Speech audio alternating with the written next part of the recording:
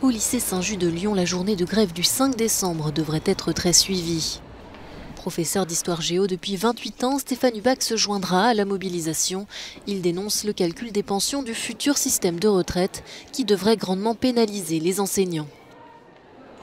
En tant qu'enseignant, et le gouvernement d'ailleurs l'a avoué lui-même, les enseignants seraient vraiment les grands perdants de ce système.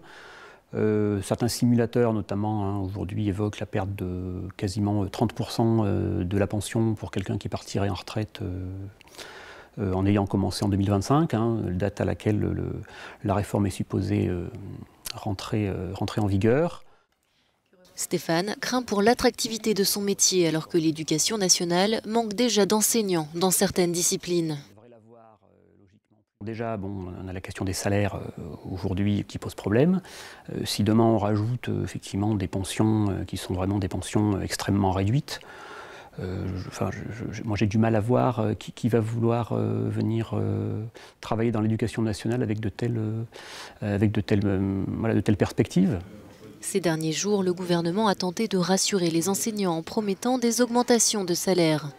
Une annonce insuffisante pour Stéphane et ses collègues.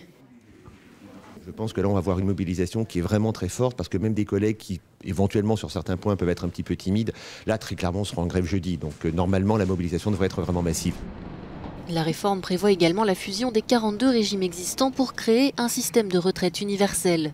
Cela mettrait donc fin aux régimes spéciaux, notamment celui des cheminots. Pour Johan Saug, employé de la SNCF depuis 19 ans, c'est la réforme de trop. On est rentré sous un contrat. À partir de là, les différentes réformes ont fait que ce contrat il s'est amoindri.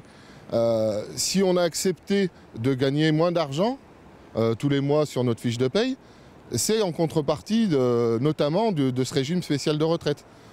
Si on accepte la pénibilité de nos métiers, c'est-à-dire le travail en 3-8, les samedis, dimanches, les fêtes, le régime de retraite a fait quelque chose.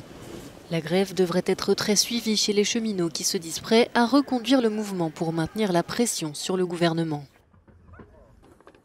Si les enseignants et les cheminots ont promis de se mobiliser massivement, ils seront loin d'être les seuls à faire grève ce jeudi. Ils seront rejoints par le personnel hospitalier, les employés du secteur de l'énergie, les avocats et d'autres. Le gouvernement, pour sa part, a promis qu'il ne reculerait pas sur cette réforme des retraites. Raphaël Vivant, à Lyon, pour Euronews.